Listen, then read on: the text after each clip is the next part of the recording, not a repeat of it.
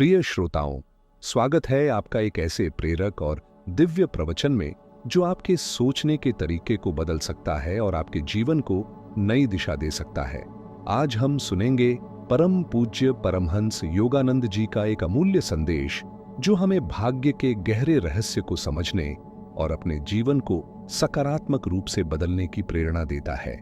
क्या जीवन में आने वाला सुख दुख पहले से तय है? क्या हमारा भविष्य पहले से लिखा हुआ है या हमारे कर्म ही हमारी नियति को आकार देते हैं? इस प्रवचन में परमहंस योगानंद जी सरल और गहन शब्दों में कर्म, प्रारब्ध और आत्मचेतना के सिद्धांतों को समझाते हैं।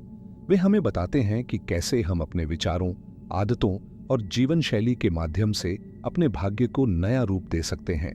तो आइए आत्मिक ज्ञान के इस प्रकाश पथ पर एक कदम और आगे बढ़ें। 16 नवंबर 1939 को लॉस एंजेलिस में सेल्फ रियलाइजेशन फेलोशिप के अंतर्राष्ट्रीय मुख्यालय में परमहंस योगानंद जी ने इस गूढ़ विषय पर एक अद्भुत प्रवचन दिया। उन्होंने कहा, क्या भाग्य कोई रहस्यमयी शक्ति है? कोई ऐसी बाहरी ताकत जो हमारे जीवन की दिशा को नियंत्रित करती है? कई लोग मानते हैं कि जो कुछ उनके जीवन में होता है वह पहले से तय है। वे भाग्य को एक ऐसी अटल चट्टान मानते हैं जो उनकी इच्छाओं और प्रयासों को कुचल देती है। लेकिन योगानंद जी इस धारणा को पूरी तरह खारिज करते हैं। वे कहते हैं, भाग्य कोई बाहरी शक्ति नहीं बल्कि हमारे कर्मों का परिणाम है। ईश्वर ने हमें कर्म करने की स्वतंत्रता दी है। हम जो सोचते हैं, जो करते हैं, हर छोटा बड़ा निर्णय एक बीज है जो भविष्य में हमारे भाग्य के रूप में अंकुरित होता है। जैसे एक किसान जो बोता है वही काटता है, वैसे ही हमारे कर्मों का फल हमें मिलता है। यह ब्रह्मांडीय नियम है, कर्म का सिद्धांत। उदाहरण के लिए, रात के भोजन में आप सोचते हैं, बस थोड़ा और खा लेता हूं, लेकिन बाद में पछताते हैं, मुझे इतना नहीं खाना चाहिए था। यह छोटा सा निर्णय, यह क्षणिक लालच एक कर्म है। यदि इससे अपच, थकान या बीमारी होती है तो यही आपका भाग्य कहलाता है। लेकिन यह भाग्य कोई बाहरी शक्ति नहीं बल्कि आपके अपने कर्मों की प्रतिध्वनि है। योगानंद जी कहते हैं, हम हर दिन अपने भाग्य का ताना बाना बुनते हैं। हर विचार, हर आदत, हर कार्य एक धागा है जो हमारे भविष्य को रचता है। अगर हम बार बार अनियंत्रित खान पान करते हैं तो पेट दर्द, अपच या अन्य समस्याएं आना स्वाभाविक है। यह कोई रहस्यमयी भाग्य नहीं बल्कि आत्म अनुशासन की कमी का परिणाम है। जैसे एक मोटर पर उसकी क्षमता से अधिक भार डालने पर वह रुक सकती है, वैसे ही हमारा शरीर, विशेष रूप से हमारा पाचन तंत्र, यदि बार बार अनावश्यक भोजन का बोझ सहता है तो उसकी कार्य क्षमता कम हो जाती है। फिर सवाल उठता है, हम सब एक जैसे क्यों नहीं हैं? कोई बुद्धिमान है, कोई कमजोर, कोई स्वस्थ है, कोई रोगी, कोई धनी है, कोई निर्धन। इसका उत्तर है कर्म का नियम। योगानंद जी बताते हैं कि प्रत्येक आत्मा के पीछे एक ही दिव्य चेतना है, जैसे हर लहर के पीछे एक ही महासागर।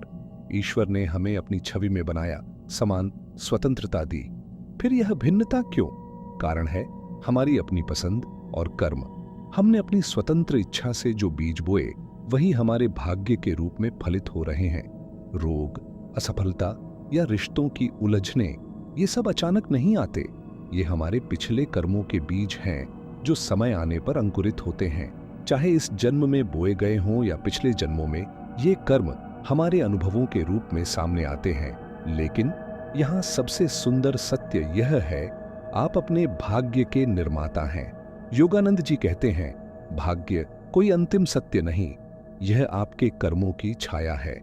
जैसे सूर्य के प्रकाश में छाया फीकी पड़ जाती है, वैसे ही सकारात्मक विचार, सात्विक जीवन और आत्म अनुशासन के प्रकाश से आप अपने भाग्य को बदल सकते हैं। यदि आप सचेत हो जाएं, अपने विचारों को शुद्ध करें, अपनी आदतों को संयमित करें, तो आप पुराने कर्मों के प्रभाव को कम कर सकते हैं। आप आज से नए बीज बो सकते हैं, प्रेम, करुणा और विवेक के बीज। योगानंद जी हमें याद दिलाते हैं कि हमारी आत्मा की शक्ति असीम है। हम ईश्वर के अंश हैं और हमारी संभावनाएं अनंत हैं। लेकिन जब हम अपनी इच्छाओं के गुलाम बन जाते हैं, अपनी सीमाओं को ही अपनी पहचान मान लेते हैं, तो हम अपने भाग्य को सीमित कर लेते हैं। आपके रोग आपकी असफलताएं या रिश्तों की चुनौतियां, ये सब आपके कर्मों का फल है। लेकिन अच्छी खबर यह है कि आप आज से अपने भाग्य को पुनः रच सकते हैं। यह कोई दैवीय सजा नहीं, बल्कि आत्मा के विकास का पाठ है।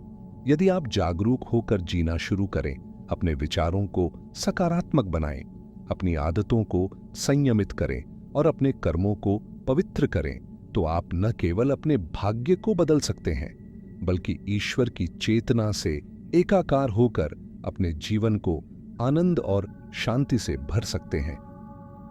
योगानंद जी का संदेश स्पष्ट है। आप अपने भाग्य के लेखक हैं। आपकी असफलताएं, आपके रोग, आपके रिश्तों की उलझनें, इन सब का एक कारण है।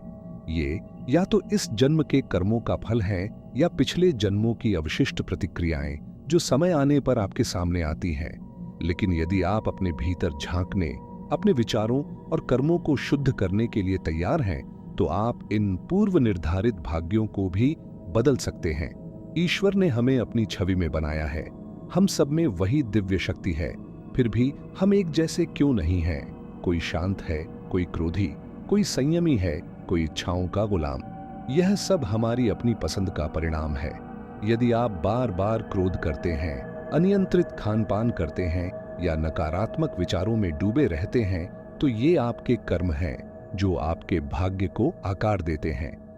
लेकिन यदि आप आज से संकल्प लें कि आप अपने विचारों और कर्मों को विवेक के साथ चुनेंगे, तो आप अपने भविष्य को बदल सकते हैं। योगानंद जी कहते हैं, ईश्वर अपने इस विराट सृजन को देखकर मुस्कुराते होंगे, जहां लोग अपने सिर दर्द, पेट दर्द या रिश्तों की उलझनों का दोष उन पर डालते हैं।